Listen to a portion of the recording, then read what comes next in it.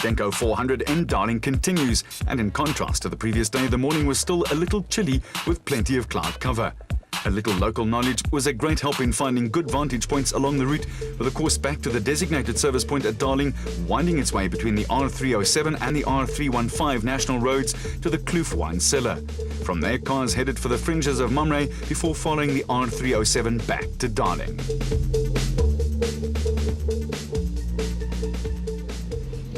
The team total pair of Shamir Variawa and Siegfried Rousseau were still running at the front of the field, with the Porter going well despite a couple of encounters with farm gates.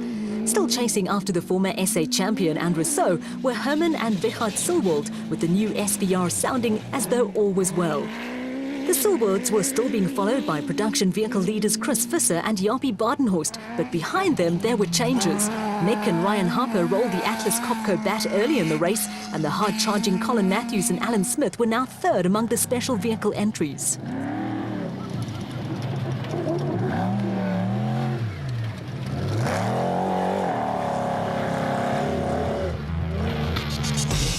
Just a little further back in the field, Hannes Robler and Henny ter Steege in the RFS Toyota Hilux politely moved over as Jimmy Zahos and Stefan Kutser went zooming past. Zahos is a real flyer, with the Cobalt Racing pair picking up 5 places to make them the big movers in the race so far. The Zahos Kutser car and Grobler and ter Steege were seen to pick up another place. The Team Castrol Toyota Hilux of Anthony Taylor and Robin Houghton was stranded on the side of the road with suspension failure, with the second factory Hilux of Duncan Force and Robbie Howie suffering a similar fate. The demise of the Taylor-Houghton entry lifted Hannes Grobler and Henny ter Steege into second place overall in the production vehicle category. Although veteran campaigners, it was the first time Grobler and ter Steege had raced as a team, and they were under a little pressure from Ramon and Barrett Besaidnout, who were having a great run in the Red Star Raceway Toyota Hilux. It was the couple's first outing in the ex-Micron XL Hilux, and they were doing a sterling job. Reigning SA champions Evan Hutchison and Achim Bergman lost time when they stopped to help the Harpers, who had rolled. The motorbike bat was a solid 4th in the special vehicle category, and while pockets of dust along the route made overtaking difficult, Gary Bertholdt and Andre Vermeulen were going well in the Atlas Copco Toyota Hilux and had picked up a couple of places. Bertholdt and Vermeulen had moved ahead of Nardus and Louis Alberts and the Besaidnout brothers, who were running strongly at the front of Class P in the Adenco bat. Mike Whitehouse and Matthew Carlson were also running strongly in the Regent Racing Nissan Navara, with Nick and Ryan Harper a forlorn sight as they vainly tried to get the Atlas Copco bat mobile again.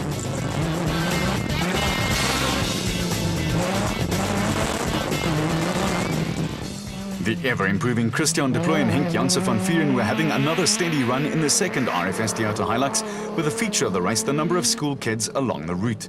They were enjoying themselves thoroughly, and so were Archie Rutherford and Craig Doubtfire, who was second in Class P in the Regent Racing Jimco.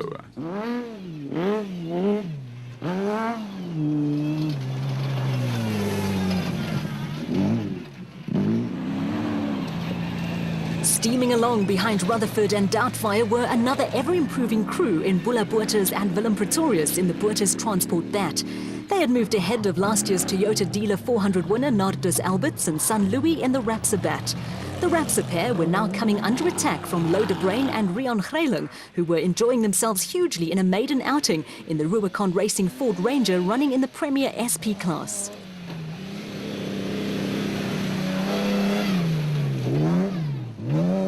Off-road racing offers plenty of opportunities for amateur photographers, with good pictures to be had from duels like that between Mark Corbett and Rudy Balzar and Johan van Staden with James Rousseau. The Century Racing CR3 was being closed down by the KEC bat, with van Staden and Rousseau fighting back after an early puncture cost them half a dozen places. They were being chased by newcomers Neil and Corneille Meyer and the Unifreight Ford Ranger of Kobus van Tonde and son-in-law Freddie Krill. Off-road cars are fitted with a device called a screamer that warns cars ahead that someone wants to overtake. In Van Tonde's case, it was Class B leaders Derek de Tooy and Andre Reeder in the Orange Tree bat.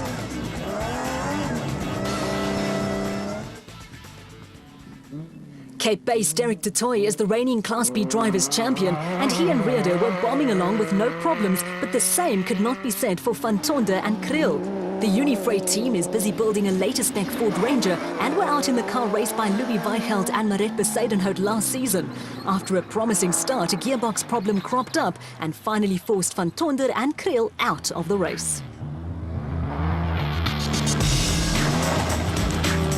An off-road racer's worst nightmare is to break down in what always appears to be the middle of absolutely nowhere.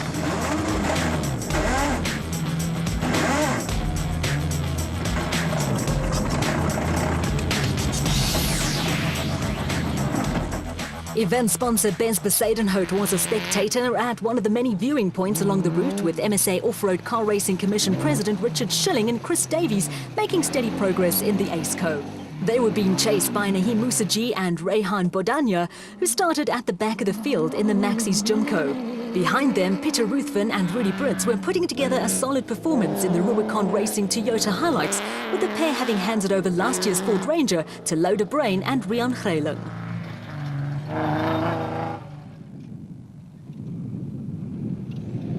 Reigning champions Dewald van Breda and Johan de Tooy were also running consistently, with the pair leading Class D in the Northam Toyota D4D. A new car could not be completed in time for the Adenco 400, and the pair were out in the car that took them to last year's Class D championship win. Behind the Potchefstroom pair, there was to be more disappointment for Willem and Dana Vos in the Fossies Toyota Hilux. Another retirement was looming up ahead, while the spectacular Brandon Harkis and top amateur golfer Scott Watson were having an adventurous weekend in the JMR Fleet Management Bat.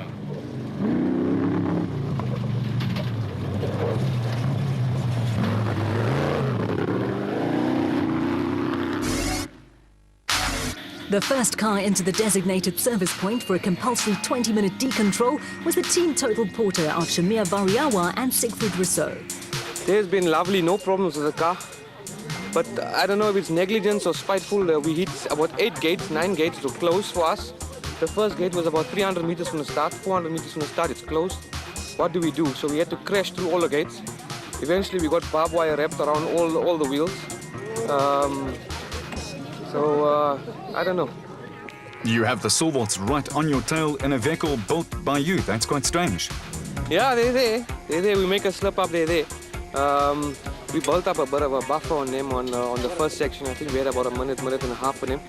And eventually when we came into the new section, which is 60 kilometers, it's all virgin territory. So we had to find our way, overshot here and there, and hopefully we'll be all right.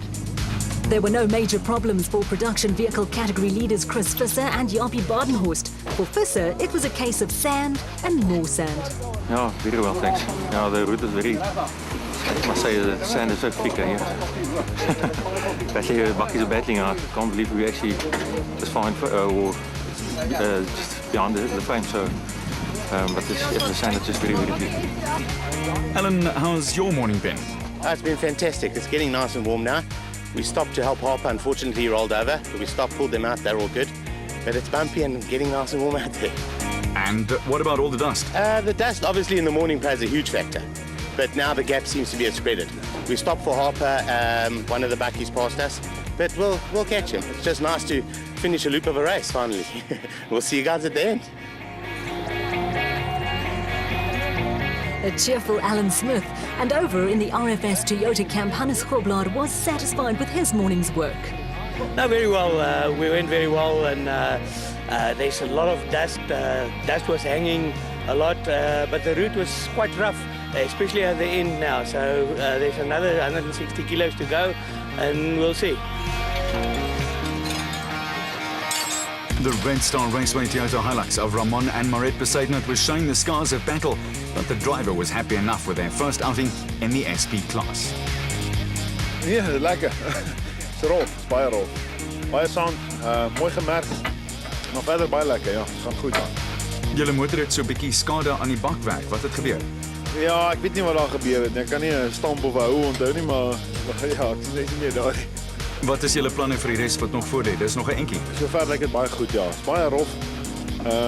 Ja, ons gaan maar aangaan soos ons aangaan.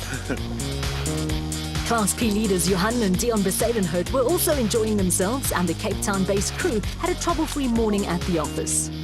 Oeh, dis lekker. Dis rof, dis vinnig, dis baie tegnies.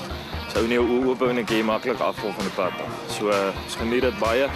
Die merke is uit die boeke uitgemerk, die roete.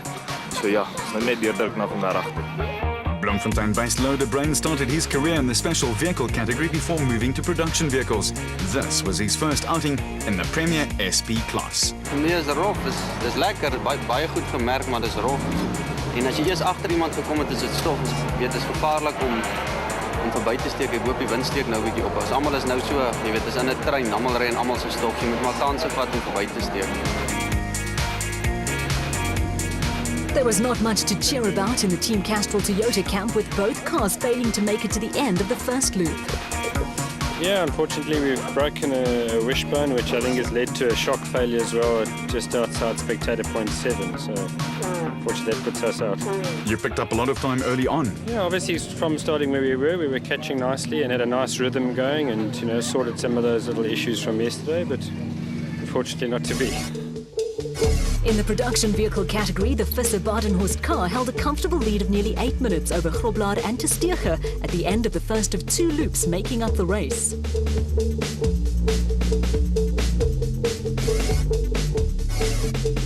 But it was a lot closer in the special vehicle category, with only 30 seconds separating Shamir Variawa and Siegfried Rousseau and the Silwarts in the new SVR.